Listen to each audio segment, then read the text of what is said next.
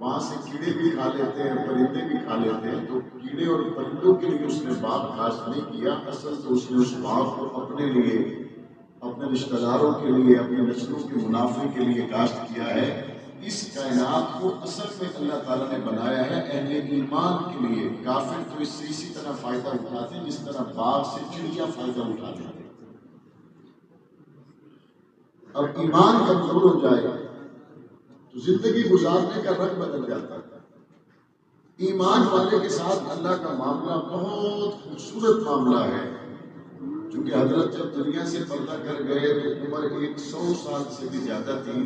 یہ اپنی جگہ پر بشارت حاصل کر گئے کہ اللہ کے رسول نے فرمایا جس مسلمان کی عمر 90 سال سے زیادہ ہو اور وہ اللہ کے حضور فوت ہو جائے، پیش ہو جائے، اللہ کے حضور پہنچ جائے، تو ایسی 90 سال سے زیادہ عمر گزار کر آنے والی اہل ایمان کی بزرگ شخصیات سے اللہ سوال کرنے سے حیا محسوس کرتا ہے،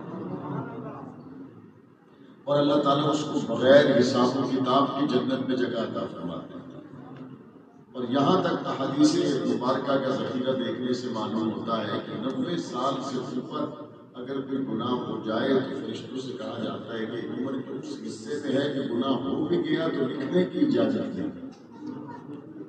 لیکن یہاں تو بات ہو رہی ہے مولانا خلیل الرحمان رحمہ اللہ تعالیٰ کی، جن کی زندگی کی زہد و تقویٰ، مسجد اور مدرسہ اور دینی تحریکوں کے لیے ایک خوبصورت صدی جو انہوں نے ان کے ساتھ صرف کی۔ اللہ تعالیٰ ان کی اولاد کو ان کا صحیح جانشین بنائے، اور اللہ تعالیٰ ہم لوگوں کی خدمات کو اور اپنی تحریکوں نے ان سے سبق سیکھے انہیں زندہ رکھنے کی توفیق عطا فرمائے۔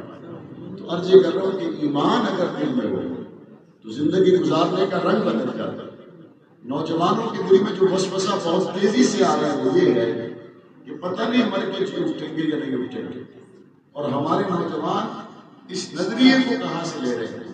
یہ جاتے ہیں یونیورسٹیز میں پڑھنے کے لیے اور وہاں پڑھانے والے اساتذہ وہ ہیں، ہر جگہ نہیں لیکن بعض جگہ اساتذہ وہ ہیں جو اس بات پر ایمان رکھتے ہیں کہ اللہ نہیں ہے، فرشتے نہیں ہیں، نبی کوئی نہیں، مرنے کے بعد زندگی کا تصور محض ایک افسانوی تصور ہے، اس کا حقیقت سے تعلق نہیں ہے۔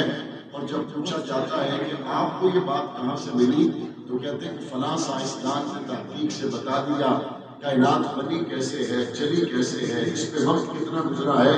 تو سائنسدانوں کی بتائی ہوئی باتوں پر اعتماد کرتے ہوئے ہم اس نتیجے پر پہنچے ہیں کہ فرشتوں کا کوئی وجود نہیں، اللہ کا کوئی وجود نہیں۔ اللہ تعالیٰ نے یہ جو اس کائنات کو بنایا، نبیوں نے اس پہ آ کے لوگوں کو بتایا، فرشتوں کے ذریعے اللہ نے انسانوں تک پیغام رسانی کا ایک سلسلہ قائم کیا۔ یہ صرف پرانی افسانوی باتیں ہیں، ان کا حقیقت سے کوئی لینا دینا نہیں ہے۔ اگر آپ کو یہ لگتا ہے کہ مرنے کے بعد کی زندگی ہے تو وہ کہتے ہیں بطور مثال اپنی کھلی آنکھوں سے دیکھو، ایک نیک آدمی مر گیا تو قبر میں کوئی جنت کی تو پھر اپنی آنکھوں پر تو یقین کرو، ہماری باتوں پر یقین کرو نہ کرو، لہذا اس بات کو مان لو کہ جنت نہیں ہے، جہنم نہیں ہے، اپنی مرضی سے زندگی گزارو اور مر جاؤ۔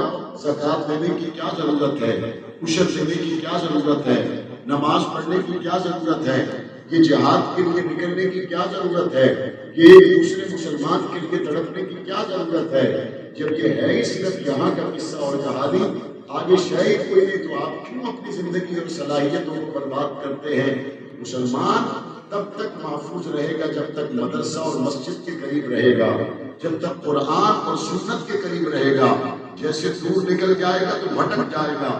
کمزور ایمان والے کو مشاہدات کا جھانسا دے کر پسلانا آسان ہوتا ہے، لیکن جو بندہ اللہ اس کے رسول پر ایمان رکھتا ہے وہ ایسے استاد کو، پروفیسر کو، ڈاکٹر کو بڑی آسانی سے جواب دے کر کہتا ہے جناب بات یہ ہے آنکھ سے نظر آئے نہ آئے، عقل میں بات آئے نہ آئے، صرف میرے نبی نے کہہ دیا میں نے آنکھیں بند کر کے مان لیا، اسی کو ایمان کہتے ہیں۔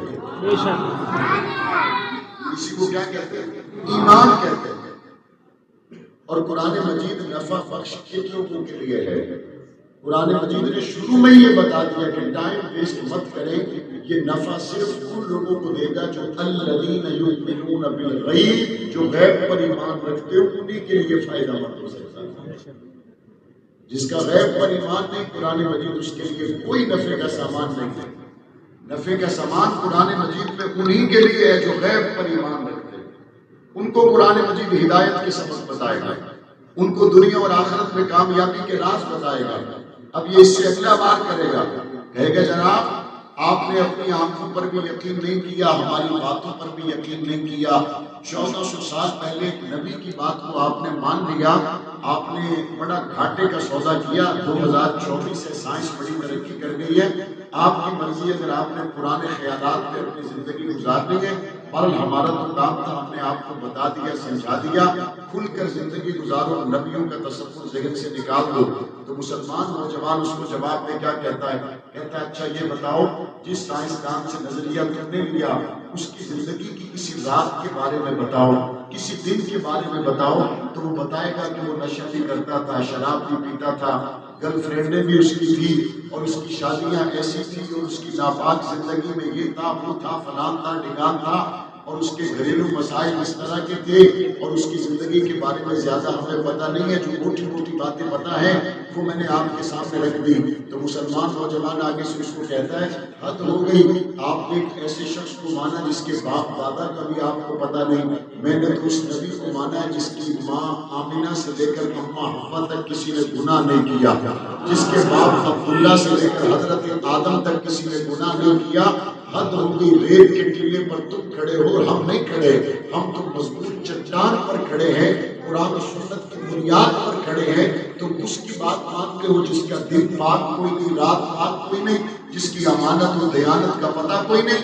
ہم اس نبی کے محترم کے فرمان کے ساتھ کھڑے ہیں جس کو ماننے والے تو چھوڑو، نہ ماننے والے بھی کہتے تھے نہ تم سے بڑا کوئی صادق ہے نہ تم سے بڑا کوئی امین۔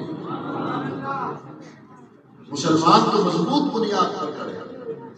اگلا اعتراض وہ پھر کرے گا، کہے گا کہ یہ دیکھیں ایک آدمی کا سچا ہونا، ایک آدمی کا باکردار ہونا، اس سے یہ تو نہیں آپ ثابت کر سکتے کہ سائنسی تحقیقات غلط ہو گئی۔ سائنسی تحقیق ہے، اگر انبیاء کے زمانے میں لوگوں کو پتہ نہیں تھا کہ زمین گول ہے، آج سائنس نے بتا دیا زمین گول ہے، تو آپ کیا ان پرانی باتوں پر ہی جمے رہیں گے؟ ہم نے کہا اس بات کو سمجھیں، زمین گول ہے یا نہیں یہ عقائد کے باب میں سے نہیں ہے۔ آسمان، چاند، زمین، سورج آپس میں فاصلے کتنے ہیں یہ عقائد کے باب میں سے نہیں ہے، اور قرآن مجید کا اصل مضمون چاند، سورج، ستاروں کے فاصلے بتانا نہیں ہے، قرآن مجید کا اصل مضمون توحید بتانا ہے، قرآن مجید کا اصل مضمون رسالت بتانا ہے، قرآن مجید کا اصل مضمون اخلاق بتانا ہے، قرآن مجید کا اصل مضمون معاملات بتانا ہے، قرآن مجید کا اصل مضمون مرنے کے بعد جی اٹھنا بتانا ہے، قرآن مجید کا اصل مضمون انبیاء پر ایمان لانا ہے، ان کی تعلیمات کو سمیٹ کر آنے والی نسلوں، آنے والی قوموں کو عروج اور زوال کے سارے واسطے قرآن مجید کے ذریعے ملتے ہیں۔ اور اگر تم یہ کہتے ہو کہ ہماری آج کی سائنس نے بہت بڑی ایجادات کر لی، تو یہاں ٹیکسلا میں ایک چھوٹا سا ایکسپیریمنٹ کرو، اپنے سارے امریکہ اور یورپ کے سائنسدانوں کو بلاؤ، آج 2 جون 2024 کو اسی مسجد میں ایک لڑکی اور لڑکے کا نکاح ہو جائے، آپ بلڈ ٹیسٹ کر لیں لڑکی کے بھی اور لڑکے کے بھی، اور امریکہ کی لیبارٹری میں بھجوا دیں، اور ہمیں صرف 3-4 باتیں معلوم کروا دیں کہ جس لڑکی اور لڑکے کا نکاح آج ہونے جا رہا ہے 9 مہینے کے بعد ان کو بیٹا ہوگا یا بیٹی ہوگی، صرف ہمیں یہ بتا دیں وہ بیٹا جوان ہوگا، اس کے دوست کیسے ہوں گے، وہ رہے گا کس ملک میں، اس کے بال کیسے ہوں گے، اس کی شکل کیسی ہوگی، اس کی عادات کیسی ہوگی۔ وہ کہتے ہیں بھائی ٹھہر جاؤ، سائنس نے ترقی کی ہے لیکن اتنی ترقی بھی نہیں کی کہ وہ 9 مہینے کے بعد بیٹا ہوگا یا بیٹی وہ نکاح سے پہلے ہی بتا دے، اتنی ترقی ابھی نہیں کی کہ وہ یہ بتائے کہ بچہ پیدا ہوگا تو بال کیسے ہوں گے، وہ یہ بتا دے کہ اس کے دوست کیسے ہوں گے، وہ یہ بتا دے کہ اس کے سسرال کیسے ہوں گے، وہ یہ بتا دے کہ اس کا وطن کیسا ہوگا۔ لہٰذا آپ یہ بات ہمارے اوپر نہ رکھیں، آپ کوئی اور بات پوچھنی ہے تو پوچھ لیں۔ میں نے کہا پھر یہی رک جاؤ، اگر تمہاری سائنس 9 مہینے بعد کی بات نہیں بتا سکتی تم کمزور جگہ پر کھڑے ہو. ایمان جس نے حضور کی ختم نبوت میں لایا وہ کمزور جگہ پر نہیں کھڑا ہوا، کیونکہ میرے نبی کے آنے سے 9 مہینے پہلے نہیں، ہزاروں سال پہلے تورات میں لکھا ہوا تھا کہ نبی کے بابا ایسے ہوگے، نبی کی اماں ایسی ہوگی، نبی کا چہرہ ایسا ہوگا، نبی کا مکہ ایسا ہوگا، نبی کا مدینہ ایسا ہوگا. یہاں تک لکھا ہوا تھا نبی کا ابو بکر ایسا ہوگا، نبی کا عمر ایسا ہوگا، نبی کا عثمان ایسا ہوگا، نبی کا علی ایسا ہوگا. اور جہاں حضرت عائشہ کے حوال بھی موجود ہوں، جہاں عائشہ کے ابا کے حوال بھی موجود ہوں، جہاں کھجوروں کے دیش مدینہ کے حوال بھی موجود ہوں، جہاں بدر و احد کے حوال بھی موجود ہوں، جس سواری پر بیٹھ کر عمر بن خطاب بیت المقدس جائے جہاں اس سواری کے حوال بھی موجود ہوں، اور عمر بن خطاب کے بدن پر لگے ہوئے لباس پہ ٹانیوں کے حوال بھی موجود ہوں، تو اپنی سائنس کو ایک طرف رکھ، مسلمان کل بھی مضبوط بنیاد پر تھا، آج بھی مضبوط بنیاد پر.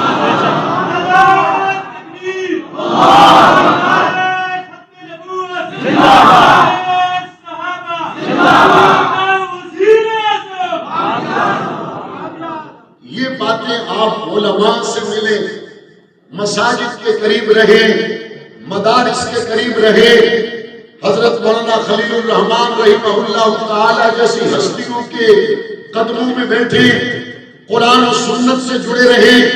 کوئی فتنہ آپ کو متاثر نہیں کر سکتا، کبھی کسی کی طاقت سے کوئی مرعوب نہیں ہو سکتا، کسی کے جاہ و جلال سے کوئی لمحہ بھر کے لیے ڈگمگا نہیں سکتا. آج میڈیا کے مسلسل استعمال نے اور سائنسی مسلسل ایجادات نے اور سائنس پر اعتماد کرنے والوں نے ہمارے نوجوانوں کے ذہنوں میں شاید یہ ڈال دیا ہے کہ آج کا اسرائیل اتنا طاقتور ہے کہ اللہ اس کے مقابلے میں کمزور پڑ گیا. آج کا میڈیا اتنا طاقتور ہے کہ اللہ اس کے مقابلے میں کمزور پڑ گیا. آج نوجوان شاید یہ سوچتا ہے صحابہ کے زمانے میں تو مدد آتی تھی، لیکن آج اللہ کمزور پڑ گیا اور نیٹو طاقتور ہو گیا. آج اللہ کمزور ہو گیا اور شاید وہ سمجھتے ہیں کہ معاذ اللہ یورپ کی ٹیکنالوجی طاقتور ہو گئی. یاد رکھیں اللہ آج بھی اسی شان کے ساتھ موجود ہے جس شان کے ساتھ بدر میں میرے نبی کے ساتھ موجود تھا. اللہ آج بھی اسی طاقت کے ساتھ موجود ہے. ہمارا یقین تو کمزور ہو سکتا ہے، اللہ کی طاقت کمزور نہیں ہو سکتی. یہ ضرور ہے کہیں لوگوں کا ایمان کم رہتا ہے، کہیں لوگوں کا ایمان زیادہ رہتا ہے، کہیں بلند و بالا پیمانے پر کھڑے ہوئے مسلمان نظر آتے ہیں، کہیں کمزور بستیوں میں ہچکولے کھانے والے مسلمان نظر آتے ہیں. آج دنیا میں اگر کسی جگہ پر ایمان نظر آتا ہے تو خدا کی قسم وہ غزہ کے مسلمانوں میں نظر آتا ہے. 40,000 جنازے چلے گئے، جوان چلے گئے، بچے چلے گئے، بوڑھے چلے گئے، ان کا وطن چلا گیا، دفنانے کے لیے زمین نہ بچی، لیکن انہوں نے اپنے سر سے دوپٹہ نہیں جانے دیا، انہوں نے اپنے ہاتھ سے قرآن نہیں جانے دیا، انہوں نے اپنے ہاتھ سے نبی کا فرمان نہیں جانے دیا. اگر آج 1400 سال کے بعد ایمان والے کسی نے دیکھنے ہوں تو وہ ایمان والے ہیں جن کے گھر ٹوٹ گئے، جن کے ہسپتالوں میں بلڈوزر چڑھا دیے گئے، اور وہ بوڑھا جس کے خاندان کے سارے لوگ شہید ہو گئے، جب ملبے سے نکلا تو اس وقت بھی وہی کہہ رہا تھا جو آگ میں ابراہیم پیغمبر نے کہا تھا، اور وہ کہہ رہا تھا حسبنا اللہ و نعم الوکیل. ایمان والے ہیں کہاں؟ اللہ اپنی اسی طاقت کے ساتھ موجود ہے. ایک مسلمان 100 کافروں کے مقابل، اور اگر کمزور بھی ہو تو ایک مسلمان 10 کفار کے مقابل. یہ قرآن کا تعداد کو دیکھ کر، اسلحہ کو دیکھ کر نہیں، اللہ کی مدد تو آپ کے دل میں ایمان کو دیکھ کر آئے.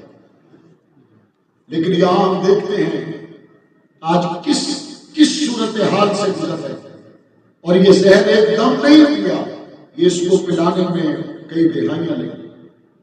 ہمارے نوجوانوں کو اللہ سے ایمان ہٹا کر سائنس پر ان کا ایمان بٹھانے کے لیے، اللہ کی طاقت سے اس کا ذہن ہٹا کر میڈیا کی طاقت پہ ان کا ایمان بٹھانے کے لیے، اللہ کی طاقت سے نظریں ہٹا کر امریکہ اور یورپ کی اور نیٹو اور اسرائیل کی طاقت پر ایمان بٹھانے کے لیے اس پہ کئی دہائیاں خرچ ہوئی ہیں. لیکن خدا کے لیے اپنے آپ کو پہچانو، اپنے نبی کی تعلیمات کو پہچانو. قرآن و سنت سے ملنے والے اسباب کو سمجھو. اور وہ جو ایک تب مسلسل کئی سالوں سے کر رہا تھا کہ کربلا میں نبی کی بیٹیوں کے سر سے دوپٹے اتر گئے، میں اس طبقے کو مخاطب کر کے کہتا ہوں ظالم، تجھ سے بڑا جھوٹا بے ایمان دنیا میں کوئی نہیں. 1400 سال کے بعد بچوں کے جنازے فلسطین کی ماؤں نے اٹھائے لیکن اپنے چہرے کا نقاب نہ اترنے دیا. 1400 سال کے بعد انہوں نے اپنے پیاروں کے جنازے اٹھائے لیکن اپنے سر کا سکاف نہیں اترنے دیا. اگر میرے نبی کی امت کی یہ بیٹیاں 1400 سال کے بعد اپنے سر کا دوپٹہ نہیں اترنے دیتی تو کربلا میں نبی کا خون، حضور کی بیٹیاں خیموں سے باہر آ جائیں اور ان کے بال کھل جائیں، اس سے بڑا جھوٹ دنیا میں نہ اس سے پہلے کبھی بولا گیا ہے نہ اس سے بعد بولا جا سکتا.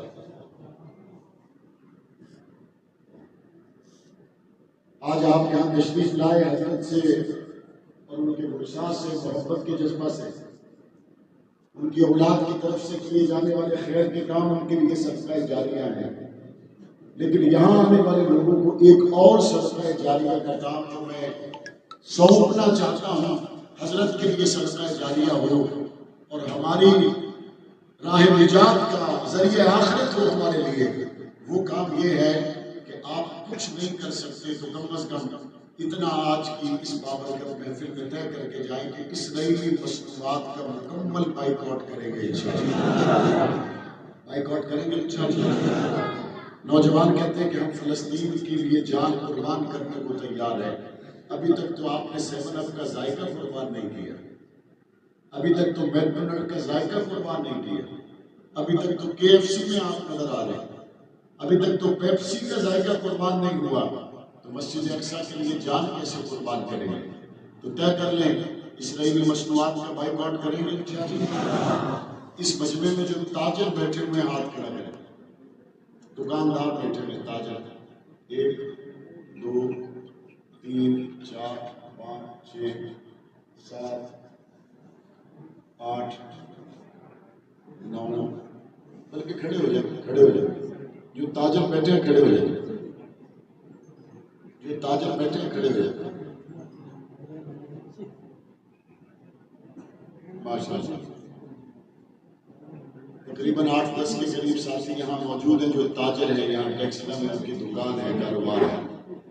آپ تمام دوستوں کی اس مجمع میں باقاعدہ میں یہ ذمہ داری لگا رہا ہوں کہ آپ اپنی اپنے بازار میں، اپنی اپنی دکان میں اپنے دوستوں کو کل سے جمع کریں اور یہ طے کر لیں کہ ٹیکسلا شہر میں آنے والے 15 دنوں میں تاجر برادریاں متفقہ طور پر مل کر یہ اعلان کریں گی کہ ٹیکسلا کے غیور مسلمانوں نے یہ فیصلہ کیا ہے کہ ہمارے تحصیل ہیڈ کوارٹر سٹی کے ایریا میں دوبارہ اسرائیلی مصنوعات نہ تو کسی دکان پر نظر آئیں گی نہ کسی مکان پر نظر آئیں گی. یہ تاجر طے کریں گے. آپ آپس میں دعا کریں، تشریف رکھیں. اس کے لیے آپ مشاورت کریں، میٹنگ کریں، اور فلسطین کے مظلوموں کے لیے آپ کچھ نہیں کر سکتے تو کم از کم ان کے لیے دعا کریں. ڈی چوک میں مشتاق احمد خان صاحب بیٹھے ہوئے عرصہ تقریباً 15 دن سے، اور ان کا ایک ہی مطالبہ ہے کہ پاکستان کو ریاستی سطح پر رفح میں، غزہ میں ہونے والے قتل عام کو رکوانے کے لیے اپنا کردار ادا کرنا چاہیے. کیا ان کی اس مطالبے کے ساتھ آپ بھی متفق ہیں؟ کیا خالد بن ولید ٹینک کو مسجد اقصیٰ کی حفاظت کے لیے روانہ ہونا چاہیے یا نہیں ہونا چاہیے؟ کیا موری میزائل کو مسجد اقصیٰ کی حفاظت کے لیے روانہ ہونا چاہیے یا نہیں ہونا چاہیے؟ کیا پاکستان کی اور دیگر اسلامی ممالک کی افواج کو فلسطینیوں کے لیے مسجد اقصیٰ کے لیے روانہ ہونا چاہیے یا نہیں ہونا چاہیے؟ اگر آپ سمجھتے ہیں کہ یہ افواج روانہ ہو، ٹینک روانہ ہو، مسلم ممالک کی افواج بیت المقدس کی حفاظت کے لیے روانہ ہو، تو اتنے سادے آپ بھی نہیں ہیں کہ مسجد میں بیٹھ کر میں کہوں اور وہ روانہ ہو جائیں گے. اس کے لیے آپ کو یہاں مقامی جماعت کی مشاورت سے اگر جمعے کے دن یا آنے والے کسی بھی دن اس مطالبے کے ساتھ آپ کو باہر نکلنا پڑے تو آپ باہر نکلیں گے انشاءاللہ. 14,000 بچے شہید ہو چکے ہیں فلسطین میں. محمد بن سلمان یہ 14,000 بچوں کا خون تمہاری گردن پر ہے، قیامت کے دن یہ تم سے پوچھیں گے. جنرل سی سی یہ تمہاری گردن پر خون ہے 14,000 بچوں کا، یہ تم سے پوچھیں گے۔ محمد بن راشد المکتوم جو دبئی کے صدر ہیں، بادشاہ ہیں، آپ سے پوچھا جائے گا۔ شہباز شریف تم سے پوچھا جائے گا۔ حسینہ واجد تم سے پوچھا جائے گا۔ دنیا کے مسلمان ملکوں کے حکمرانوں، یہ 14,000 بچوں کا خون، ایک بچی کو زندہ درگور کرنے والے کے بارے میں قرآن کہتا ہے قتلت، وہ قیامت میں اس کو اٹھا کر پوچھا جائے گا اور وہ کہے گی مجھے کس جرم میں قتل کیا گیا۔ ان 6 مہینوں میں 14,000 فلسطین میں بچے شہید ہو گئے۔ مسلمان ملکوں کے حکمرانوں، تمہیں ایران میں رئیسی کا جنازہ پڑھنے کا وقت تو ملا، لیکن تمہیں بیت المقدس کی خبر لینے کا وقت نہیں ملا۔ تمہیں جنازے میں ہاتھ اٹھانے کا وقت تو ملا، تمہیں بیت المقدس کی محبت میں شہید ہونے والوں کی محبت یاد نہ آئی، تمہیں ان کے گھروں کے پتے یاد نہ آئے۔ آج امریکہ کا وزیر خارجہ بیت المقدس میں کھڑا ہو کر کہتا ہے میں اس لیے آیا، میری ماں یہودی، میرا باپ یہودی اور میں یہودی ہوں۔ دنیا کے 50 اسلامی ملکوں کے حکمران رئیسی کے جنازے میں تو نظر آئے، لیکن کسی ایک نے بیت المقدس میں کھڑا ہو کر یہ نہیں کہا میں بیت المقدس میں اس لیے نہیں آیا، میری ماں مسلمان، میرا باپ مسلمان، میں اس لیے آیا ہوں کہ میں محمد علی کا غلام ہوں۔ یہ غیرت جب تک نہیں دکھاؤ گے تب تک یہ مسئلہ حل نہیں ہوگا۔ لیکن اگر مسلمان حکمران غیرت نہیں دکھاتے تو کیا آپ ان کو بیدار کرنے کے لیے نکلیں گے؟ کبھی بندہ سویا ہوا ہو تو دروازے پہ دستک دی جاتی ہے، کمزور نیند ہو تو ایک دستک پہ جاگ جاتا ہے، گہری نیند ہو تو بار بار دروازہ کھٹکھٹانا پڑتا ہے۔ ایوان صدر کا دروازہ کھٹکھٹانا پڑے گا، وزیر اعظم ہاؤس کا دروازہ کھٹکھٹانا پڑے گا۔ پاکستان کے وزیر اعظم صاحب جاگو، فلسطین کے مسلمان تمہیں بلا رہے ہیں۔ پاکستان کے صدر صاحب جاگو، فلسطین کے مسلمان رو رہے ہیں۔ اور اس وقت عالم اسلام میں فلسطین کے مظلوموں سے بڑا مسئلہ اور کوئی نہیں ہے، لیکن عالم اسلام پر چھائی ہوئی خاموشی پر جتنا افسوس کیا جائے کم ہے۔ امریکہ کے ہزاروں غیر مسلم نوجوان فلسطین کی بات کرتے ہوئے آج جیلوں میں پڑے ہیں، لیکن پاکستان کی یونیورسٹیوں میں اس وقت فلسطین کی بات نہیں بلکہ ناچ گانے کی محفلوں کے۔ اس سے بڑی بدبختی اور کیا ہو سکتی ہے کہ عالم کفر ان کا دکھ انسانیت کی بنیاد پر محسوس کرے۔ ہم محمد عربی کے کلمہ اگر حضور مدینہ منورہ میں خود موجود ہوتے، حضور کو جا کے دی جاتی تو کیا حضور چین سے بیٹھ جاتے؟